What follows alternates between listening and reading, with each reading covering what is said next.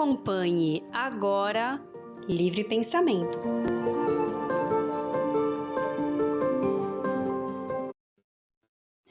Olá, bom dia amigas, bom dia amigos, amigos da TV Mundo Maior, Rádio Boa Nova, amigos do YouTube que já vão começar a chegar. É uma alegria muito grande nós estarmos aqui às segundas-feiras, começando o nosso Livre Pensamento, viver e pensar com liberdade. São 9 horas em São Paulo e, claro, além da companhia dos bons espíritos que estão sempre conosco, nos intuindo, nos fortalecendo, nos inspirando para que nós tenhamos o verdadeiro entendimento da essência da doutrina espírita, estamos hoje com os nossos queridos amigos Juliana Hilbert e Paulo Henrique de Figueiredo. Bom dia, Ju, bom dia, Paulo. Bom dia, Maísa, bom dia a todos os ouvintes. Bom dia, Paulo. Olá, amigas, olá, amigos. Estamos aqui novamente com o nosso programa, abrindo a semana, estudando o Espiritismo. Muito bom. E nós vamos já começando o nosso tema de hoje, já nós vamos cumprimentar a todos que estão chegando, mas o nosso tema de hoje é um tema muito importante, porque a doutrina espírita vem nos trazer exatamente o que o nosso tema de hoje propõe. E, então, hoje nós vamos falar sobre amor e liberdade. E aí nós dizemos assim, é um trecho que tem na Revista Espírita de 1860, do mês de abril, de autoria do espírito Abelardo. Para quem não conhece, é Abelardo e Heloísa, uma história muito bonita, embora triste, mas é uma história muito bonita. Quem quiser conhecer, na internet está disponível. E também que foi feito o filme em alusão a essa história de Abelardo e Heloísa, que chama-se Um Filme em Nome de Deus, que também encontra-se disponível na internet. Então diz assim, na mensagem de Abelardo, entre outras coisas: o reino do constrangimento e da opressão acabou. Começa o da razão, da liberdade, do amor fraterno. Deus é amor e liberdade. Paulo Henrique de Figueiredo. Esse tema, ele é bastante interessante, porque ele vai definir a diferença entre a ideia falsa e a ideia verdadeira, E a gente vem trabalhando essa interpretação que demonstra o Espiritismo e sua proposta original, desde lá do Revolução Espírita. E a expressão mais fácil de compreender é a diferença entre autonomia e heteronomia. E essas duas palavras, elas são palavras-chaves para separar o que é heteronomia e o que é autonomia. A heteronomia é a maneira que o homem imperfeito faz para conseguir o que ele deseja. Ou seja, como é que ele faz isso? Ele faz com medo e submissão. Você instaurando um clima de medo, você vai fazer com que o outro haja por obediência passiva, que inclusive é a expressão que Kardec usa no livro A Gênese, o indivíduo submetido, ele age por obediência passiva. Qual é a situação daquele que age por obediência passiva e por medo, A condição é que ele não está fazendo nada de forma espontânea e nem com o uso da razão. Ele está simplesmente obedecendo. Quando você age por obediência a outro ou a uma norma estabelecida, por essas condições de heteronomia, você não está agindo por responsabilidade. Ou seja, no ambiente da heteronomia, você não tem nenhum aspecto moral. Na verdade, é a falsa moral. Quando o indivíduo parece agir corretamente, mas ele está agindo segundo uma estrutura heterônoma, Ele está agindo por submissão e por medo, Essas circunstâncias de agir por submissão e por medo, elas configuram o mundo velho. Exatamente aquilo que Jesus diz que devemos superar para criar o mundo novo e um mundo de felicidade. O Espiritismo, ele vem esclarecer com mais detalhes o que é que Jesus propõe. E essas duas palavras, elas transcrevem, né, exatamente a explicação que o Espiritismo dá de como é possível colocar os indivíduos na condição moral que estabelece o bem-estar entre todos. E essa condição envolve justamente o amor e a liberdade. Quando pega esse trecho tão pequeno aí da Revista Espírita de 60, né? Até aqui é bom a gente lembrar a todos, né? Quem quer compreender o Espiritismo, né? Mais profundamente, mais amplamente, não basta ler os livros de Kardec. Além disso, precisa ler todos os livros de Kardec, né? Se você ficar preso numa obra só, você não compreende a extensão toda. Porque Kardec, quando ele escreveu o Livro dos Espíritos, tem ali as ideias todas estão ali. Mas elas não estão, algumas delas estão apenas anunciadas, não estão aprofundadas. Então, os outros livros, eles detalham, aprofundam, explicam, né? Principalmente os dois últimos, né? Que é muito importante que se pegue os originais, o Céu e o Inferno e a Gênese, né? E nesses livros finais, ele vai explicar a estrutura da moral espírita. E a estrutura da moral espírita envolve a ideia de amor e liberdade, né?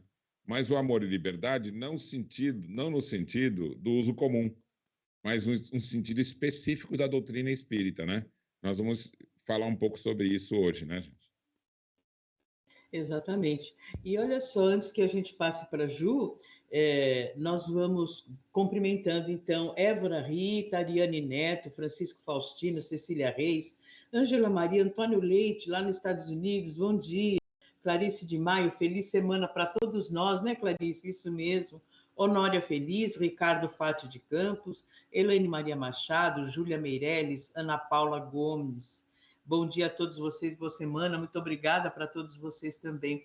Ju, esse trecho, né, esse texto, aliás, antes disso, Paulo Henrique nos trouxe a importância da Revista Espírita e nós dizemos para vocês, eu tenho certeza, Ju, tanto quanto eu, até mais, temos a oportunidade de descobrir na Revista Espírita um verdadeiro manancial de artigos fantásticos, onde nós temos a oportunidade não só de estabelecer links com as obras, como o Paulo Henrique falou, né, mas de nos aprofundarmos em toda a argumentação que Kardec oferece para cada tema. Lá no livro que é o Espiritismo, Kardec fala isso, ele recomenda, né, e também a oportunidade de nós estudarmos toda a extensão da obra de Kardec. O que é o Espiritismo, instruções práticas, que serve até para nós vermos o começo, né?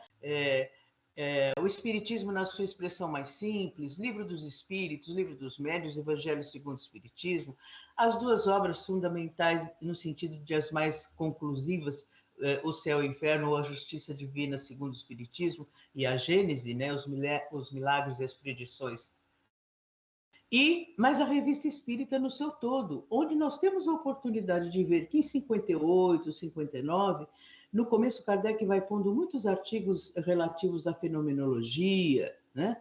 Mas que depois ele vai desenvolvendo ao decorrer de todas as edições temas de profundo ensinamento moral e da doutrina espírita. Então, Ju, que desenvolve estudos também, nós sabemos a importância de quando nós estamos estudando um determinado tema em uma das obras, nós buscarmos na Revista Espírita mais suporte ainda de argumentação. Mas, Ju, além dos parabéns pelo aniversário do nosso querido Alê, né, que hoje está completando mais um ciclo de vida, então, um feliz novo ciclo, que o plano espiritual esteja sempre com ele, acompanhando e fortalecendo o Alê. O nosso abraço querido para o Alexandre, marido da nossa querida Ju. Ju, no texto, Abelardo diz assim: que o santo ardor que vos anima jamais vos faça atingir a liberdade alheia. Frase forte, né, Juliana? Porque muitas vezes nós confundimos e não percebemos realmente o que quer dizer respeitar a liberdade do próximo, o direito natural que ele tem da sua liberdade, Ju. Interessante, né? Quando a gente estudou esse artigo, eu não sabia que o Abelardo, que escreve o artigo, era o Abelardo, né? Que tem a história com a Heloísa. E você que me falou, né? E eu lembro que quando eu assisti o filme que traz a história deles, né? Eu me choquei muito pela violência, né? Que se usa até mesmo com o próprio Abelardo. E é uma violência que muitas vezes traz ali em nome de Deus, né? O próprio filme chama Em Nome de Deus, né? E quando a gente estuda a doutrina, e num trechinho complementar, né, que ele coloca mais abaixo, ele fala: não é mais pelo medo e pela força que os poderosos da terra adquirirão doravante o direito de dirigir os interesses morais, espirituais e físicos dos povos, mas pelo amor e pela liberdade. Porque durante, né, o estudo do Espiritismo, a gente vê o desenvolvimento da alma, as faculdades, a razão, a vontade, né? O sentimento e a importância do sentimento, da gente compreender o amor, né, em sua essência divina. E conforme a gente vai compreendendo esse amor, e como Kardec fala no Céu e Inferno, todas as circunstâncias que formos, né, refletir sobre elas, vamos usar a premissa dos atributos de Deus, porque a gente pode, né, pela razão, questionar, refutar e compreender, né, e buscar agir segundo essa compreensão. Porque ferir a liberdade do outro é isso, né? Você não permitir que ele faça uso das suas faculdades, que ele se desenvolva, né? E aí ele passa a agir por submissão, como o Paulo estava falando. E pela visão da psicologia, o medo é uma emoção que paralisa. Quando a gente está sobre a emoção do medo, né? A gente não consegue, às vezes, nem raciocinar. Paulo brincou comigo numa situação que eu compartilhei, né, de medo. Ele falou assim: você foi racional quando, né, você conseguiu agir. Mas você vê como é difícil a gente ali ter né, respirar fundo e falar: como que eu vou agir nesse momento? Porque o medo, ele paralisa. E aí a gente não faz uso da faculdade. Uma outra questão também que acho que o Céu e Inferno possibilitou a gente aprofundar em relação à liberdade, a questão do duplo princípio do bem e do mal, né? Quando a gente pensa que existem duas forças, e aí às vezes vem os questionamentos em nós, né? Por que o mal é presente? Por que a pessoa usa, né, de violência? E tudo tem o desdobramento que leva a esses questionamentos, às vezes até Deus. E conforme a gente vai compreendendo, né, a Deus, aos seus atributos, a gente vai entendendo que não existem duas forças, né? Que as emoções são naturais para a nossa conservação e que a gente precisa buscar desenvolver as nossas faculdades. Então, acho que a doutrina espírita nos traz esse entendimento, Marisa. E olha só, né, Ju, e depois já vou passar para o Paulo, a questão 827 do Livro dos Espíritos, né, Kardec pergunta: a obrigação de respeitar os direitos alheios tira ao homem o de pertencer-se a si mesmo? De modo algum, porquanto este é o direito que lhe vem da natureza. Então, é um direito, vamos dizer, adquirido, é um direito, é uma lei natural, né? E aí, quando ele diz, mais para frente, né, na questão 827, a obrigação de respeitar, não, perdão, a 828, como se podem conciliar as opiniões liberais de certos homens com o despotismo que costumam exercer no seu lar e sobre os seus subordinados? Eles têm a compreensão da lei natural, mas contrabalançada pelo orgulho e pelo egoísmo, e aí, mais uma vez, nós entendemos por que os espíritos nos dizem que o orgulho e o egoísmo são as chagas da humanidade. Quando não representam calculadamente uma comédia, sustentando princípios liberais, compreendem como as coisas devem ser, mas não as fazem assim. E antes de passar para o Paulo, a gente necessariamente, por isso que é tão fantástico estudar. Isso nós dizemos de coração para vocês. Nós vamos fazendo os links, né, Ju? A nossa memória vai acessando. E aí, diante disso, mas não as fazem assim, nós lembramos da fala de Jesus. Vós me chamais Senhor, Senhor, por que não fazeis o que eu digo?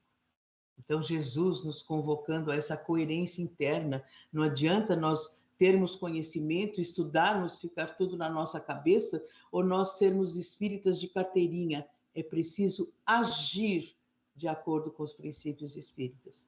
E Paulo, no trecho de Abelardo, ele diz que Deus é amor e é liberdade, e é pela liberdade que o espírito chega até ele.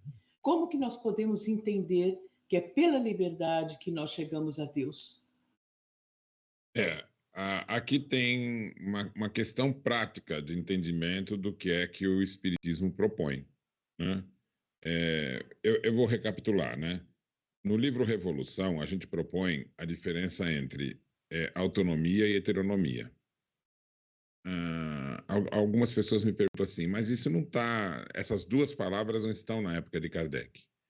Essas duas palavras são palavras mais recentes que interpretam exatamente o sentido proposto em Kardec. Vou dar um outro exemplo. Você acabou de ler trechos do Livro dos Espíritos, que Kardec fala sobre o pensamento liberal, né? Quem vai estudar o que significa o pensamento liberal vai encontrar, na época de Kardec, no século XIX, né, a maior parte das indicações, né, dos textos, dos livros, vão falar sobre o liberalismo, né, econômico, que tem como pensamento central a Inglaterra. Então, quando Kardec está usando a palavra pensamento liberal, ele não está se referindo a esse liberalismo econômico, né, esse liberalismo, né, financeiro, né? Esse liberalismo, ele representa o pensamento de que da liberdade da iniciativa privada.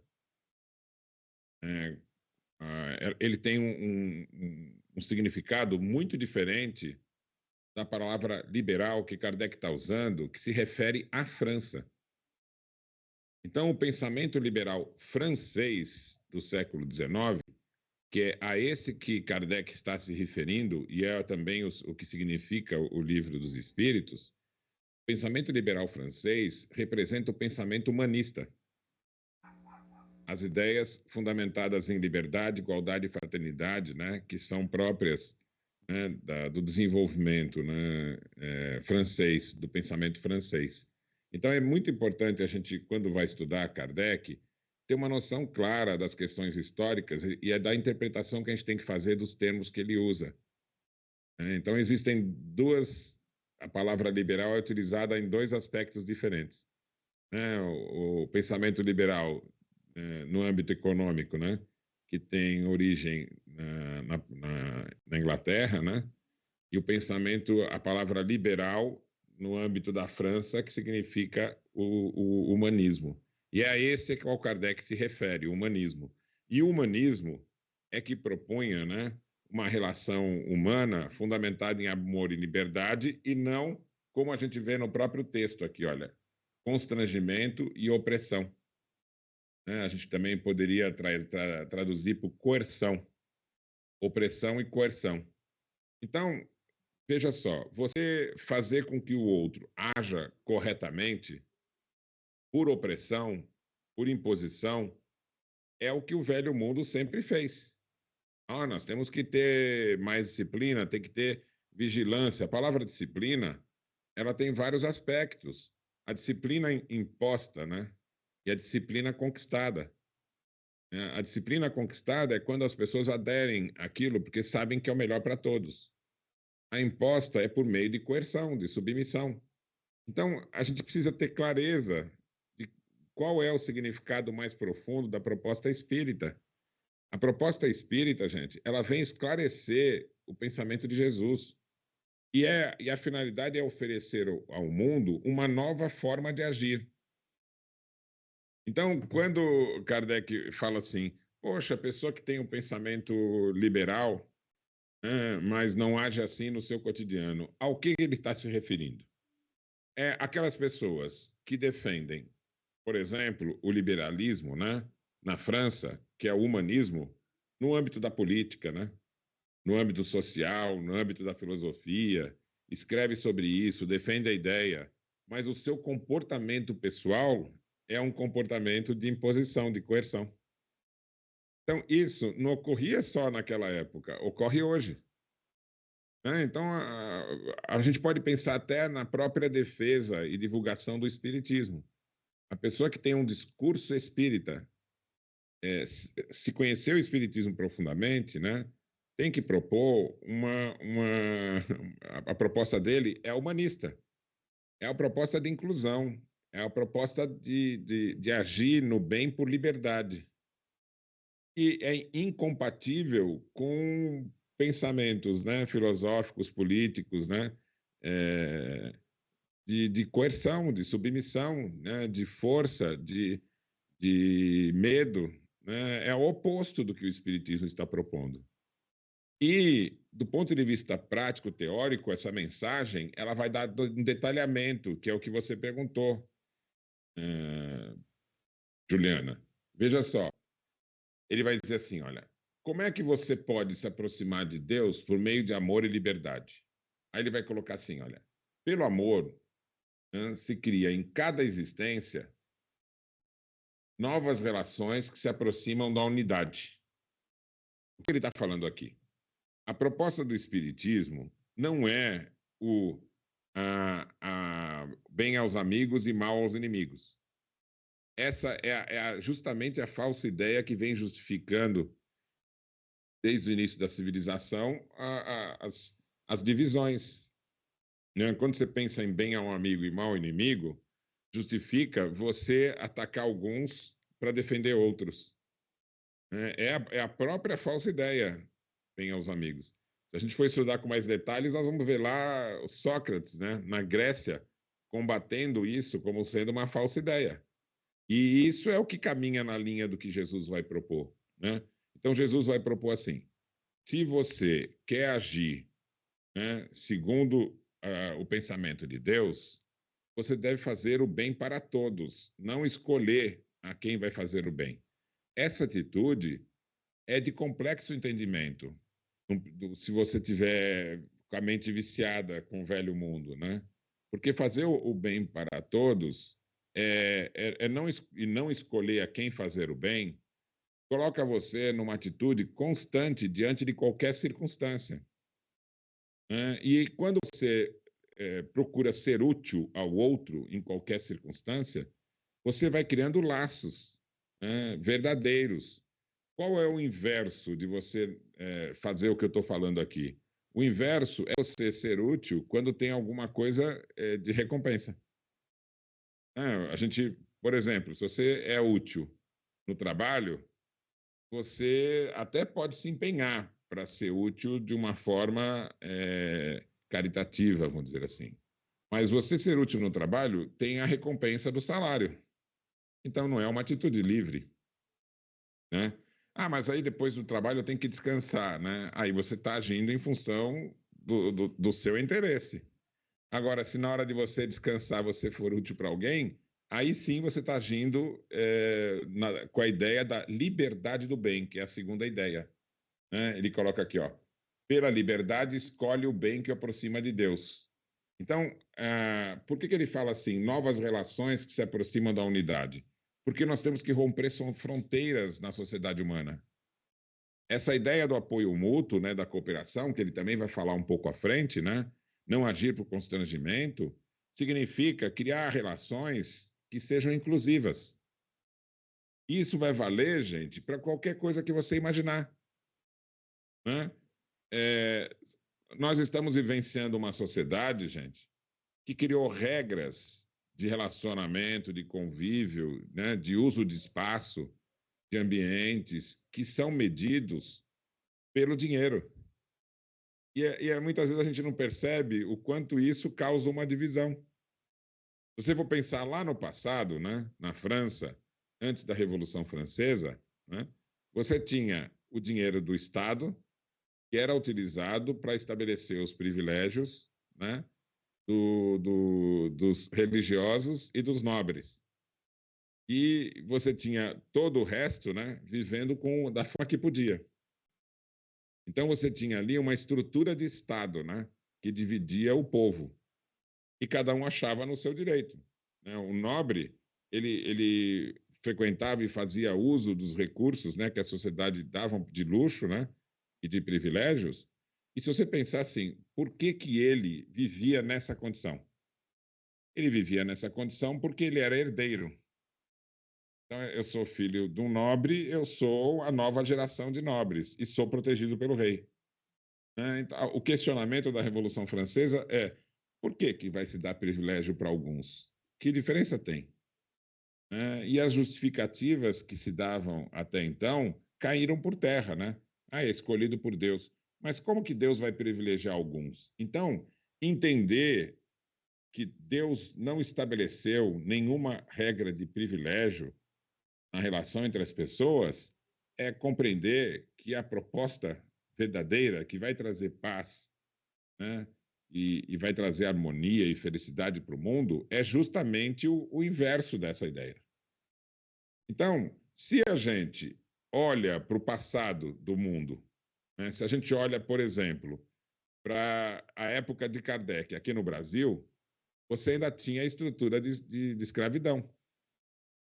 E as pessoas achavam muito natural o escravo fazer todo o trabalho, o escravo cuidar dos afazeres domésticos, né? O escravo carregar o que for preciso, o escravo trabalhar na plantação. Isso tudo era a estrutura do dia a dia. E ninguém achava estranho isso, né? Alguns estavam trabalhando para ir contra, mas o cotidiano se mantinha fundamentado na escravidão. E aí, algumas pessoas, gente, que tinham escravos domésticos, por exemplo, eles falavam: a maldade está nessa escravidão que subjuga, que bate. Não, os nossos escravos são da família. Eles estão aqui, já se conhecem, estão no cotidiano, a gente proteja, cuida deles. É uma falsa interpretação. Então, mas o que isso tem a ver com o nosso dia? Hoje não tem mais escravidão, mas a gente tem estruturas sociais, gente, que ainda são falsamente estabelecidas.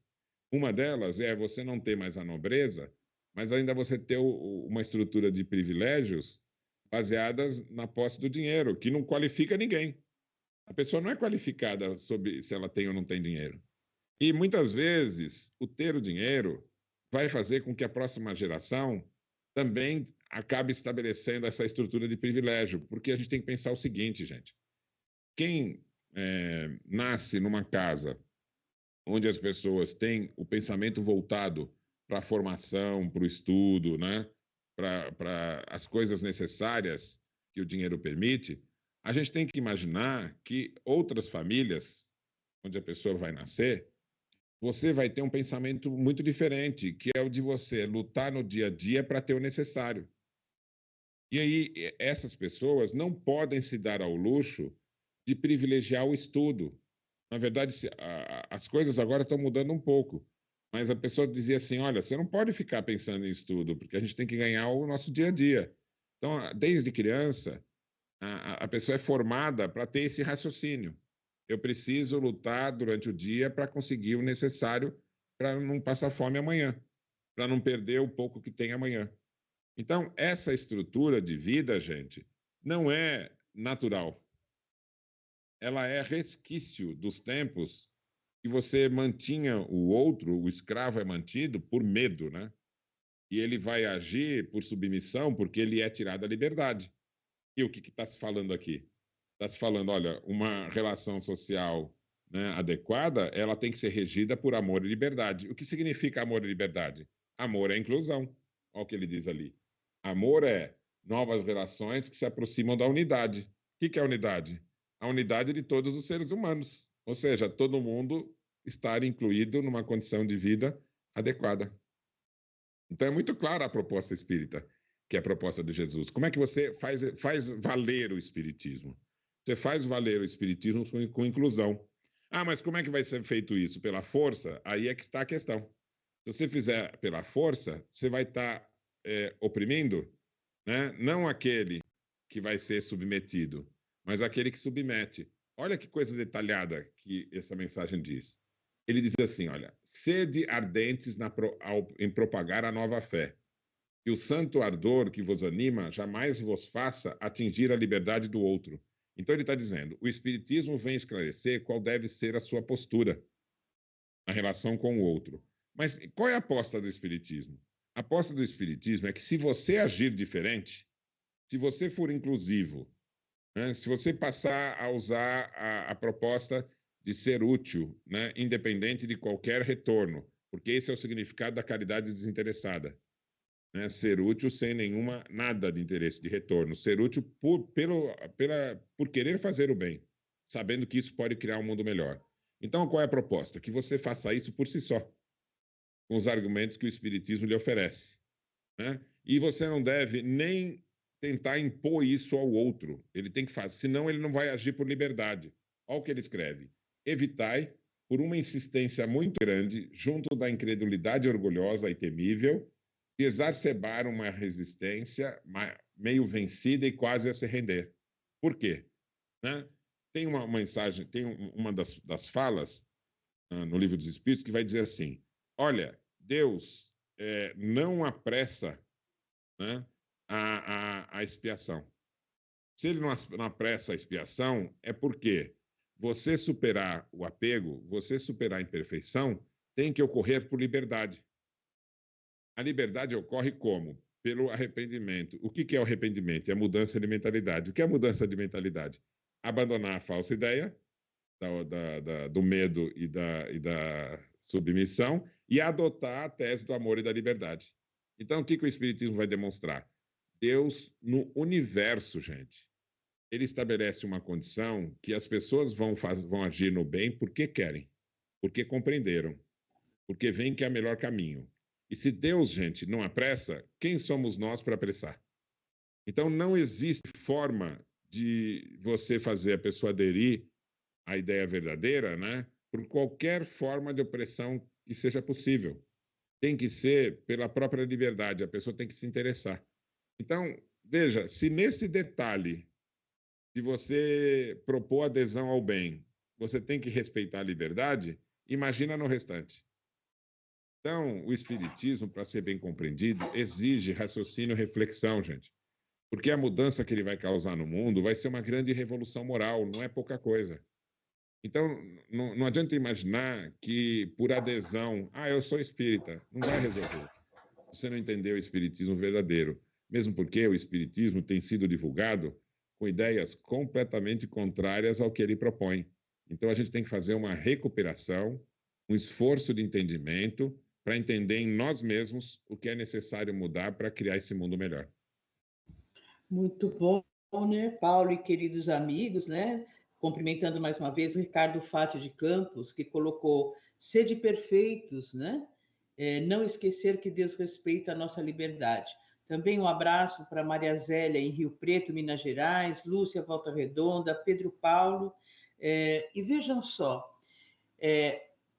cada vez que nós podemos fazer esses links com toda a obra, né, da doutrina espírita, lá na Lei de Liberdade, diz assim, a doutrina que melhor representa a verdade é aquela que mais homens de bem e menos hipócritas fizeram, porque anteriormente ele diz da hipocrisia, né, dos homens. Isto é, pela prática da lei de amor na sua maior pureza e na sua mais ampla aplicação.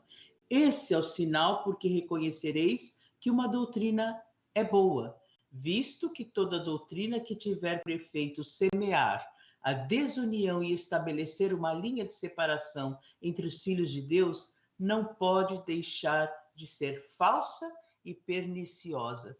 Como nós já estamos abordando o que seria o nosso para pensar, né, então nós vamos continuar nesse tema sem necessariamente chamar, porque nós íamos trabalhar justamente o que isso, Paulo está trabalhando conosco e Juliana também. Ju, então a gente vai encontrar exatamente esse suporte, né, da doutrina espírita no que diz respeito ao amor e à liberdade, de como agir no bem, na sociedade, na humanidade e fazer jus essa lei de perpetuidade da relação entre os seres. Então, a nossa família é a nossa família universal. Nós saímos dos primeiros nichos que nós temos, que é a nossa família, o nosso núcleo familiar primeiro, a escola, o trabalho, e nós abrimos essa lente panorâmica sobre a humanidade, porque diz assim, ainda na lei de liberdade, para ter liberdade de pensar, o homem tem igualmente a de agir. Sem o livre-arbítrio, o homem seria uma máquina. Ju. Muito bom, né? Tem uma frase na Gênesis, no último capítulo, que eu gosto muito, que ele fala: o espiritismo é o campeão absoluto da liberdade de consciência, né? É uma frase para a gente refletir, né? Mas dentro dessa leitura que você trouxe, olha que importante quando ele fala a lei de amor, mas ele complementa, né? Ele fala na sua ampla aplicação, né? E como a gente pensar a ampla aplicação disso? É tudo isso que a gente estava conversando, né? Não criar exclusivismo, né? Separação, o bem seletivo, né? A gente, quando lê lá na 886, no Livro dos Espíritos, a Lei de Amor, ele fala: o amor e a caridade são um complemento da lei de justiça, porque amar ao próximo é fazer-lhe todo o bem possível, né? Todo o bem que a gente consegue fazer, que está dentro da nossa capacidade, da nossa escolha, e esse bem é voluntário. É essa proposta da doutrina. Paulo Henrique. Juliana, olha, alguém pode estar nos acompanhando e pensa assim, não, mas como que Kardec vai estar falando de coisas ligadas à estrutura social, a dinheiro? Não, não é isso não, é mais no cotidiano, é uma questão íntima, não é vocês estão levando para assuntos que o Espiritismo não toca. Quem teve essa dúvida, um pouco para baixo dessa de 1860, tem uma outra mensagem que vai dizer assim: olha, meu amigo, não sabes que todo homem que caminha na rota do progresso tem sempre contra si a ignorância e a inveja? Né? Então ele vai dizer assim: vossas ideias revoltam certos homens porque não compreendem ou bem abafam pelo orgulho a voz da consciência que lhes grita: aquilo que rejeitais tem o juízo, o teu juiz o lembrará a ti um dia. Então ele está dizendo assim: as pessoas que veem a proposta liberal humanista do Espiritismo e dizem não é tanto assim, né? Isso ocorre justamente por esse apego. Olha como ele vai ser explícito. Ele diz assim: escuta por um instante a voz da razão. Pensa que vives uns séculos de prata, onde o eu domina, que o amor à riqueza vos seca o coração. Carrega a vossa consciência de muitas faltas e mesmo de crimes que vos será necessário confessar. Né? E ele diz assim: homens sem fé, que vos dizeis hábeis, vossa habilidade vos serve para vos naufragar. Nenhuma mão vos será estendida. Ele coloca: detende-vos, ainda há tempo, que o arrependimento penetre os vossos corações, que ele seja sincero e Deus vos perdoará. Procurai o infeliz que não ousa se lamentar e a miséria mata lentamente. E o pobre que houver desaliviado misturará vosso nome em sua prece. Bendirá a mão que talvez terá salvado sua filha da fome que mata e da vergonha que desonra. Infeliz de vós, se fordes surdos a essa voz. Né? Deus vos disse pela boca sagrada do Cristo: ama a teu irmão como a ti mesmo. Né?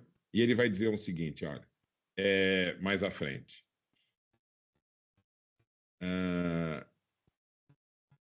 Deus sabe o que a gente deve fazer. Não podeis enganá-lo. Vossa vida se apagará sem esperança e não podereis prolongar a de um só dia. Ela se apagará apesar de vossas riquezas, que vossos filhos cobiçam antecipadamente. Porque lhes deste o exemplo. Como vós não tem senão um único amor, o do ouro, único sonho de felicidade para eles. E quando essa hora de justiça soar, vos será necessário comparecer perante o juiz supremo, que tereis desconhecido. O juiz supremo é a própria consciência.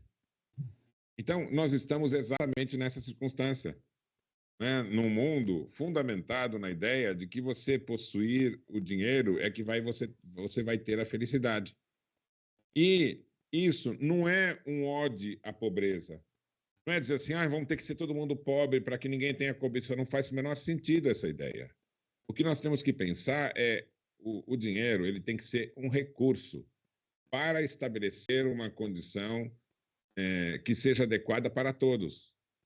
Isso não impede que haja diferenças, que um tenha mais, o outro tenha menos. Isso é natural, né? Mas o dinheiro não pode mais ser visto como a fonte da felicidade pessoal. Ele tem que ser visto como o meio, né, que nós temos para estabelecer um mundo melhor. Então, a ponderação, né, que começa até nesse detalhe aqui, né, de buscar aquela pobreza que não reclama.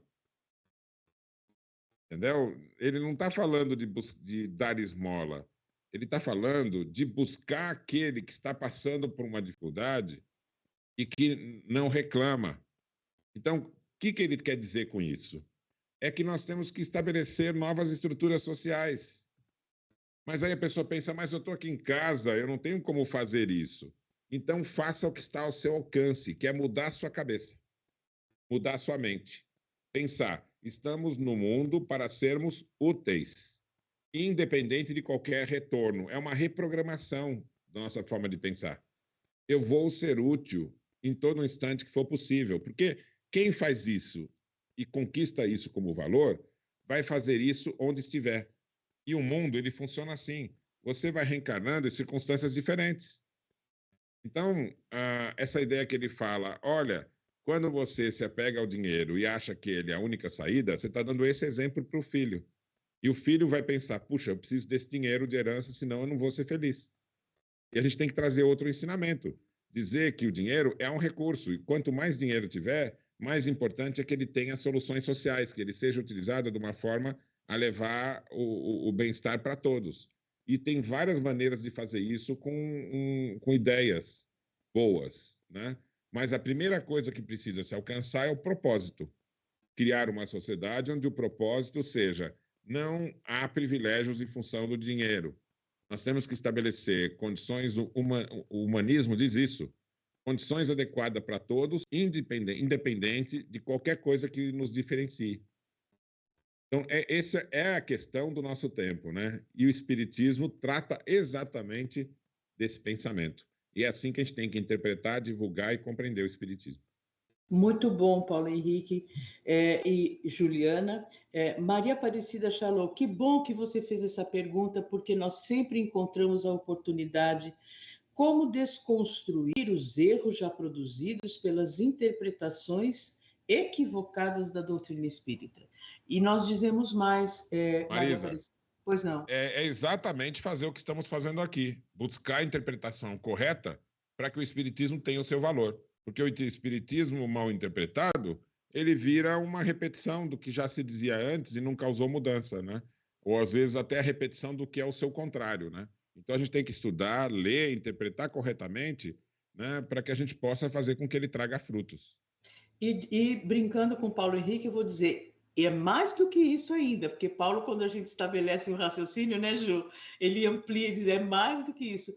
E mais do que isso, estudando pelas obras originais recuperadas, porque pelas obras adulteradas, de forma gravíssima, onde distorceu, eu diria que vilipendiou todo o ensinamento da doutrina espírita, todo o entendimento, perdão, porque a doutrina espírita é pura, não há dúvida, mas o entendimento é que as obras adulteradas, infelizmente, nos forneceram. Então, como, Maria Aparecida? Pelas ideias, pelas obras originais, recuperando as obras originais. Paulo, nós só temos mais um minutinho, Paulo e Ju, a Honória nos perguntou que obra que estava sendo lida. Nós falamos a Revista Espírita de 1860, Amor e Liberdade, e essa outra mensagem que você leu por último, é a mesma revista, Paulo? É a mesma revista, tá? Comunicações Lidas na Sociedade. Né? Ótimo. Aí tá assinado por tua filha. Muito bom. E nós vamos chegando, infelizmente temos um minutinho, nós teríamos muito mais coisas para falar, mas a gente deixa sempre esse gostinho de quero mais. Já vou deixando para vocês o meu abraço, feliz semana a todos. Juliana e Paulo Henrique para suas considerações e despedidas. Abraço a todos. Até a próxima. Feliz semana, gente. Tchau. Você acompanhou Livre Pensamento.